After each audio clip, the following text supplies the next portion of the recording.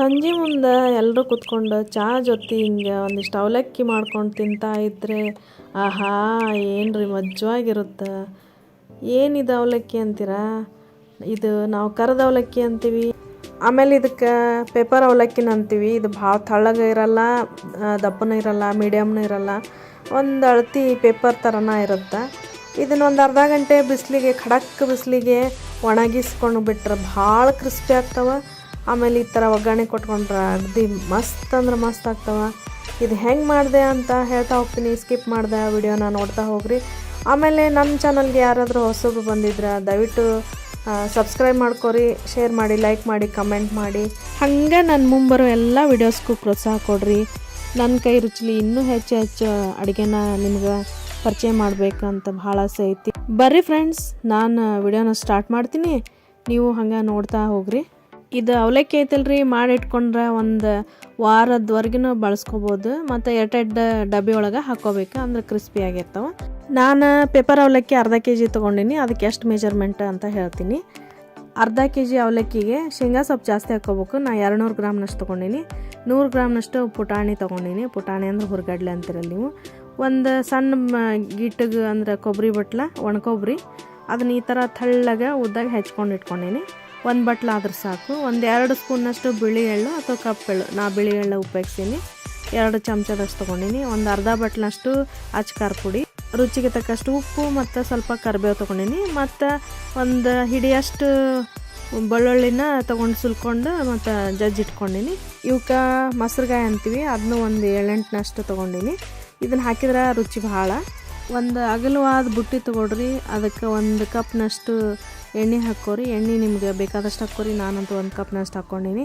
ನಾನು ಸ್ವಲ್ಪ ಎಣ್ಣೆ ಕಮ್ಮಿ ಉಪಯೋಗಿಸ್ತೀನಿ. ಇದು ಸ್ವಲ್ಪ ಬಿಸಿ ಆದ ತಕ್ಷಣ ಶೇಂಗಾನ ಹುರ್ಕೋಬೇಕು. ಶೇಂಗಾ ಸಣ್ಣಗೆ ಉರಿ ಇಟ್ಕೊಂಡು ಹುರ್ಕೋಬೇಕು, ಇಲ್ಲಾಂದ್ರೆ ಮ್ಯಾಲೆ ಹೊತ್ತಂಗೆ ಆಕೈತಿ, ಒಳಗೆ ಹಸಿ ಇರುತ್ತೆ. ನೀಟಾಗಿ ಹುರ್ಕೋಬೇಕು. ಒಳಗೆ ಒಂಥರ ಕ್ರಿಸ್ಪ್ ಆಗಬೇಕು, ಟೇಸ್ಟ್ ಬರುತ್ತೆ. ಅಂದ್ರೆ ಇದು ಒಂದು 50% ಹುರ್ಕೊಂಡೆ ನಾನು. ಹಿಂಗೆ ಒಂದು ಸ್ವಲ್ಪ ಸಣ್ಣ ಊರಿನಾಗ ಹುರ್ಕೋಬೇಕು, ಇಲ್ಲಾಂದ್ರೆ ಮ್ಯಾಲೆ ಹೊತ್ತಿ ಬಿಡ್ತೈತಿ. ಇಷ್ಟ ಆದ್ರೆ ಸಾಕು ನೋಡ್ರಿ. ಈಗ ಯಾಕಂತಂದ್ರೆ ಮುಂದೆ ಇದ್ರಾಗನ ಎಲ್ಲ ಹಾಕ್ಕೋತಾ ಹೋಗ್ತೀನಿ.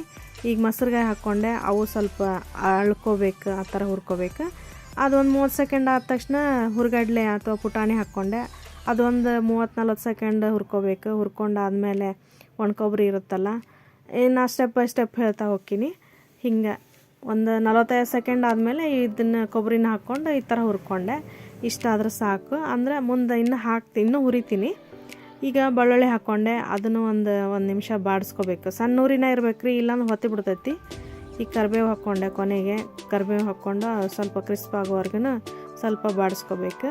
ಆಮೇಲೆ ಸೆಂಟ್ರ್ನಾಗ ಎಣ್ಣೆ ಇರುತ್ತೆ, ಸ್ವಲ್ಪ ಸೈಡ್ ಮಾಡ್ಕೊಂಡು ಉಳ್ಕಿದ್ದೆಲ್ಲದು ಈಗ ನಾನು ಸಾಸಿವೆ ಜೀರಿಗೆ ಹಾಕ್ಕೊಂಡೆ. ಯಾಕಂದ್ರೆ ಮೊದಲು ಹಾಕಿದ್ರೆ ಹೊತ್ತಿದಂಗೆ ಆಗ್ಬಿಡ್ತಿತ್ತು. ಆಮೇಲೆ ಅವು ಸಿಡಿದ್ಮೇಲೆ ಎಳ್ಳು ಹಾಕ್ಕೊಂಡೆ. ಎಣ್ಣೆ ಅಂತ ನಾನು ಕರೆಕ್ಟ್ ಬಂತು, 1 ಕಪ್ನಷ್ಟು ಹಾಕ್ಕೊಂಡಿದ್ದೆ. ನಿಮ್ಗೆ ಬೇಕಂದ್ರೆ ಜಾಸ್ತಿ ಹಾಕ್ಕೊರಿ, ನಾನು ಎಣ್ಣೆ ಕಮ್ಮಿ ಯೂಸ್ ಮಾಡ್ತೀನಿ. ಈಗ ನೋಡಿರಿ, ಹಿಂಗೆ ಒಂದು ನಿಮಿಷ ಬಾಡಿಸ್ಕೋಬೇಕು. ಎಲ್ಲನೂ ನೀಟಾಗಿ ಕ್ರಿಸ್ಪ್ ಆಗಬೇಕು, ಅಂದ್ರೆ ನೋಡಿದ್ರೆ ಗೊತ್ತಾಗುತ್ತೆ ಈ ಥರ. ಹಿಂಗಾದ್ಮೇಲೆ ಇದಕ್ಕೆ ಒಂದು 1/4 ಸ್ಪೂನ್ನಷ್ಟು ಅರಿಶಿನ ಹಾಕ್ಕೊಂಡೆ. ಅರಿಶಿನ ಹಾಕ್ಕೊಂಡು ಒಂದು ಸ್ವಲ್ಪ ಬಾಡಿಸ್ಕೋಬೇಕು. ಇದು ಎಲ್ಲ ಸಣ್ಣ ಊರಿನ ಇರಬೇಕು, ಇಲ್ಲಾಂದ್ರೆ ಹೊತ್ತಿ ಬಿಡ್ತೈತಿ.